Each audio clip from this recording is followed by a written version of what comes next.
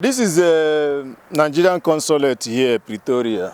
We are here at Arcadia for people who are ready to leave the country and go back to Nigeria. The country said that foreigners must go. That is the hashtag. Foreigners must go. But what South Africans are doing is like maintaining the borders. They are maintaining the borders, the line drawn by the colonial masters. They are just maintaining it by saying Africans must go back to to Africa. And the funny thing is that they call a lot of people illegal immigrants. Illegal immigrants. So many people, there's nobody in this country who doesn't want papers. Everybody, every migrant in this country wants papers. But the Home Affairs, they will refuse to give you papers.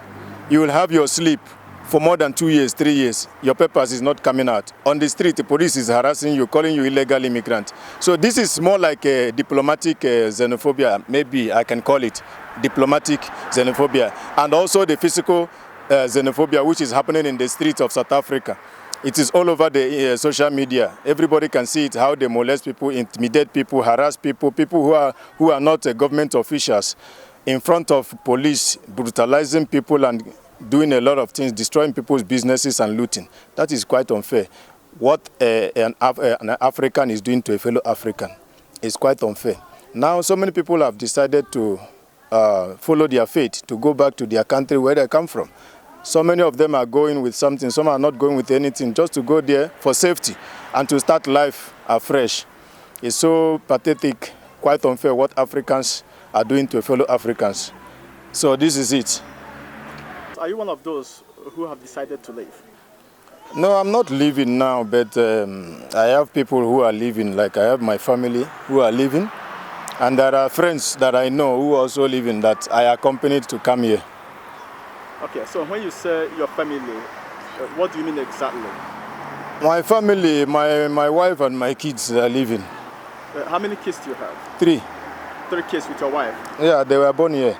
You know, at some point, they said the kids who were born here, that they're going to have a, study permit before they can study in the schools here in South Africa. Kids who were born here to have a study permit. I've not seen where those things are happening. Some of our people who travel to Europe, when you go to Europe, kids who were born in Europe or America or so many other European countries, immediately you are born there, you are a citizen. There's no two ways about it. But here they tell you you have a study permit. You understand? You mean a study permit is being requested for your kids? For kids to go to school, yes. They requested a study permit here for kids to go to school. And you see some videos trending online where they go to school to bring some kids out and say they are not South Africans. They don't have to study in the school. They are not South Africans. It's happening. Is your wife a Nigerian or South African? She's a Nigerian. For how long has she been in South Africa? She's been here like 12 or 13 years. And she doesn't have papers? No. There are some Nigerians here, 25 years. Some have grandkids, 25, 30 years. They still call them illegal immigrants. But their kids already have another child. They are like grandfather. But they call them illegal immigrants. Okay. That cannot happen in Europe. Excuse me, tell me, what is your experience being someone? Do you have papers yourself? I do have papers, but to renew the papers here is a tug of war. It's a difficult task. You go to Home Affairs, you apply, they give you slip.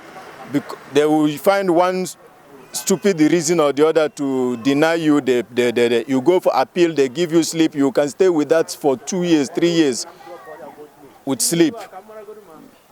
Some people have been denied their permit for just reasons that holds no worth, just to deny you until you go maybe through the back door and pay a lot of money before you can get your.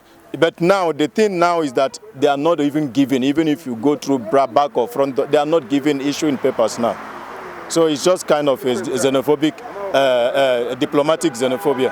How can you deny giving people permit and on the street you call them illegal immigrants? Not that they don't want the permits, not that they don't want the papers. They want every foreigner here in South Africa want papers.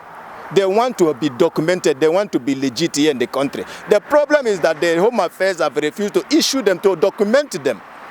And when you document them, you less crime. You understand? When you document them, you create value, like you create more business opportunities, because some of them will stand here with their full feet on the ground, at least to have confidence and open up businesses. And that businesses will generate revenue. You understand? And generate revenue to the country, and they employ workers from the same country. But when you refuse to give them, majority of the businesses here in South Africa are owned by foreigners. So when you refuse to give them, renew their papers, how do you want them to operate? In the banks, when you have a business account in the bank and your permit expires, automatically that business account, they will close it. How can you operate a business here when without your business account? If you go to bank, the bank will tell you, go and renew your paper at the Home Affairs. You go to Home Affairs, they are not renewing your papers. The bank will not have any choice than to close that account. And at that point you are frustrated. And at that point you are frustrated. Imagine you have some thousands of funds in your account. You have some money in your account you are using to run your business, and they close that account. How are you going to get your money back? And you have workers you have employed who are South Africans, you are paying them. It's frustrating. It's quite frustrating. So their government need to look into it. You understand? And handle things the best way, so that at least it will not affect their economy. What's the message to African leaders who have allowed their citizens to come into South Africa, and they haven't seen that such a thing as xenophobia is happening in South Africa on daily basis? Is all over the internet space where we see people harassing violently, some people are being killed and all of those things, and yet people are quiet. What's your message to African leaders? One thing you must know is that there's what we call African Union. And that African Union is dead, as far as I know, is dead. They are being controlled by the West. African Union, in fact, it seems like it was established by the West and controlled by the West. Imagine one African country is boiling. One African country is suffering. Their government is treating them bad. That makes them to migrate, seeking for asylum in another country. And African Union cannot come together to find the reasons what is happening to that country and help the citizens to stabilize their government, so that at least there will not too much migrations from that country. All of them will keep quiet. Assuming Zimbabwe is boiling now, things are happening, the government is not good. There's instability in that country. You understand? African Union is supposed to put mouth. That's why Africa needs to unite together. At least have one African army. One that if a country is like the citizens are suffering, like what is happening in so many countries, brutalizing citizens, humiliating citizens, you understand, abuse of human rights. African Union is supposed to speak out, speak up, and caution that country, so that at least there will be not too much of migration. What causes migration? What causes asylum? Is hardship. When there is a lot of well-planned economic hardship or poverty in the country to frustrate the citizens, they will have no other choice than to migrate to a safety. It's only human beings that it's only animals that will tell animals, I will kill you. Animal will still stay there. If you tell a human being, I will kill you, a human being will find a way to save himself or herself. You understand? When there is too much economic hardship and death, like what is happening in Nigeria now, where the Boko Haram are killing and slaughtering people anyhow, you understand? People don't have any choice than to migrate for safety. And when it's happening, other African countries will keep quiet. They will not even speak up. They will not, interfere in the issues of another country. They call it, sovereignty of a nation. How can you have African Union and some other countries, you watch them, people are dying, and you call it sovereignty? What kind of sovereignty is that? And you can't speak up. When those people now migrate to your country, you call them illegal immigrants and begin to treat them. So we are human beings. We cannot be kept in a room of isolation. What are we going to do? Are we going to die because we are Africans? If you are in your home, that you are being killed, you run to another country for safety. You are being chased out. We've been chased around all over the globe. You go to Europe, you are treated as third-class citizen. What are we going to do as an Africans? Is it a bad thing to be an African? You understand? No, that's a very touching point you just made right there. But do you think that the Nigerian commissioner here in South Africa is doing well for its people. Do you think that the services they're providing right now in order to take Nigerians back to Nigeria, do you think that the services are enough? No, what they're doing now is unlike them, to tell you the frank. It's unlike them. What they're doing at least is giving a helping hand, you understand, to citizens who are willing to go back home. No place like home, no matter how it is, even though there is insecurity there as well. But then home is home. At least they are trying a lot. They are trying to provide the flights to help people who are stranded here. A lot of people, a lot of families are stranded here in South Africa. A lot don't have money to eat, even to let alone talk of boarding their flights, buying tickets to go home. A lot of families are stranded here in South Africa. You understand? The economy is hard these days. Inflation is high. A lot of things are happening. So some families here who have 2 kids, 3 kids, even single people, some of them are stranded.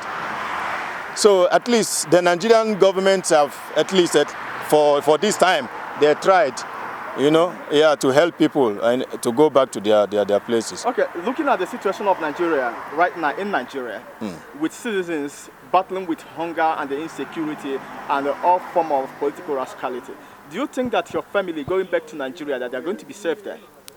My brother, this time around, hence here in South Africa, they are not safe. It's better if anything want to happen to them, let it be close to home. Home is home, no matter how it is. We'll see how we'll handle it. When we get to the bridge, we'll see how we cross it. It is not safe, but here also it's not safe. So what are we going to do? We can't dig the ground and jump inside and close it by ourselves. We want him must kill a man. It's better when they go there, it is their home. If death come there, it is their fate. So what can we do? Sometimes it's like to be an African is a curse. But I don't know much to say. I don't have much to say, brother. Okay. Thank you very much. Thank you so much. This is one of the Nigerian nationals whose family are going home, taking advantage of the free flight that has been provided by the Nigerian government right here in the Republic of South Africa, standing outside the Nigerian High Commission Pretoria, South Africa. I am Nelson Chinememakachuku for AIE Television. AIE TV, an expression of African image, culture, and belief.